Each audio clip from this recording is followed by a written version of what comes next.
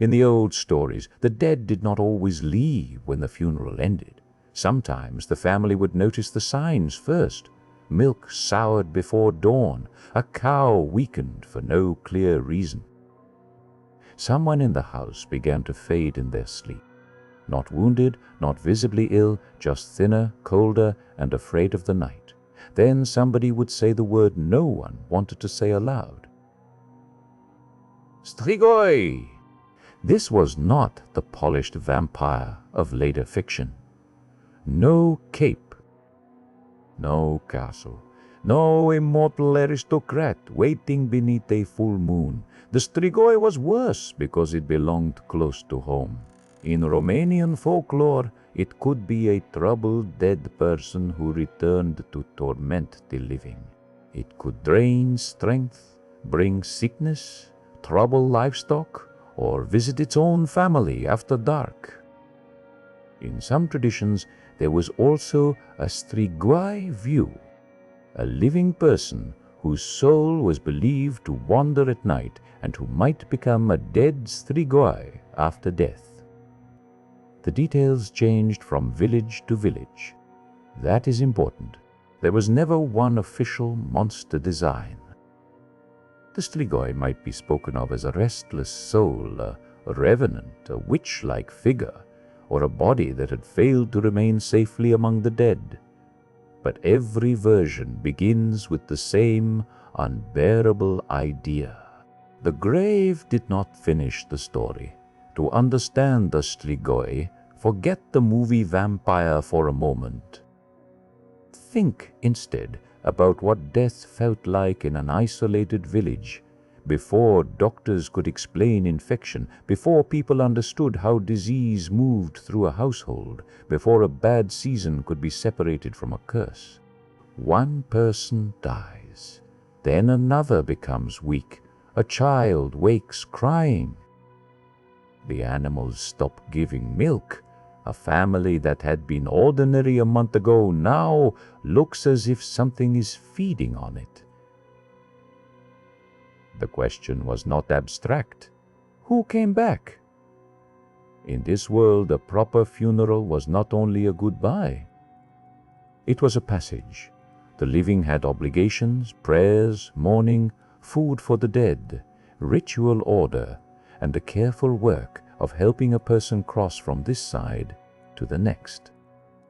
When death arrived badly, too suddenly, too violently, too far from home, or surrounded by fear, people could worry that the passage had broken. That does not mean every community believed the same thing or blamed the same people. Folklore is not a rule book. It is a map of anxieties redrawn every time a story is told. But the Strigoi lived at the center of one fear. What if grief itself has not let go? The most frightening stories do not place the creature in a distant forest. They place it at the window. They place it on the road home.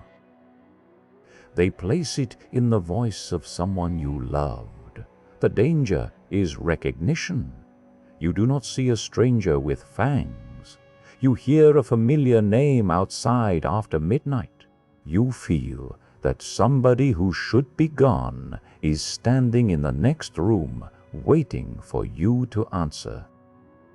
That is why the Strigoi is more tragic than a simple monster. It carries a human shape even when it is no longer human.